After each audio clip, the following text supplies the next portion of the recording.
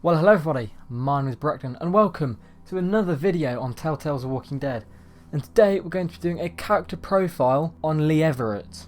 And as always, if you do go on to enjoy today's video, make sure you like, comment and subscribe so that I know you will want to see more character profiles and more Walking Dead content, but I will see you right in there. Lee was born in Macon in a family with his mother and father. His parents were pharmacists and owned a drugstore in the town, and they are both nameless. And Lee had a brother who had the first initial of B. We don't know what the B stands for, we just know that it's a B as an initial.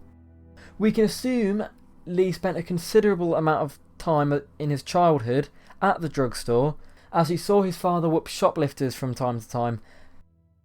We don't know much about his early adulthood. All we know is that he got the qualifications necessary to become a history professor at the University of Georgia.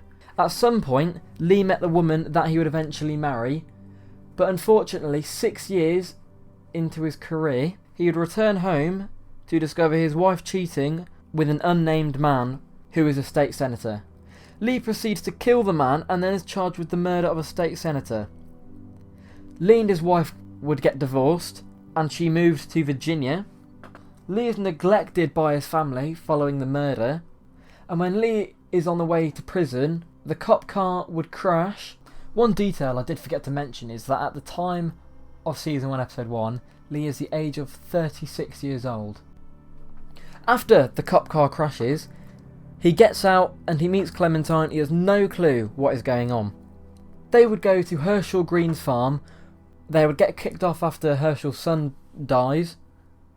They would then go to the Everett pharmacy where Lee would have to relive all his mistakes and he'd have time to reflect on them.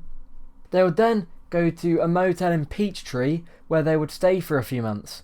Lee would save the group from cannibals at the St. John Dairy, and he would potentially kill his first person post-apocalypse. A few weeks later, the group have to leave the motel as bandits attack. The group is stopped by a train and they get on the train and head to Savannah.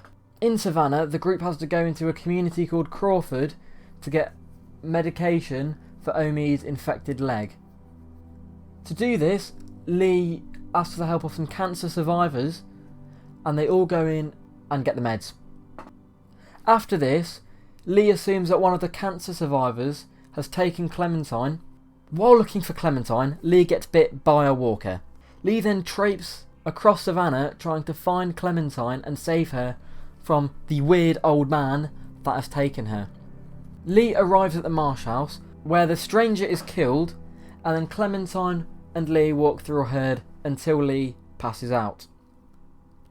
Clementine pulls Lee into a jewellery store where he is too weak to move, so Clementine is given the choice to either shoot Lee or leave him after he's given her any last tips that he has on how to survive. And that is the end of Lee's story.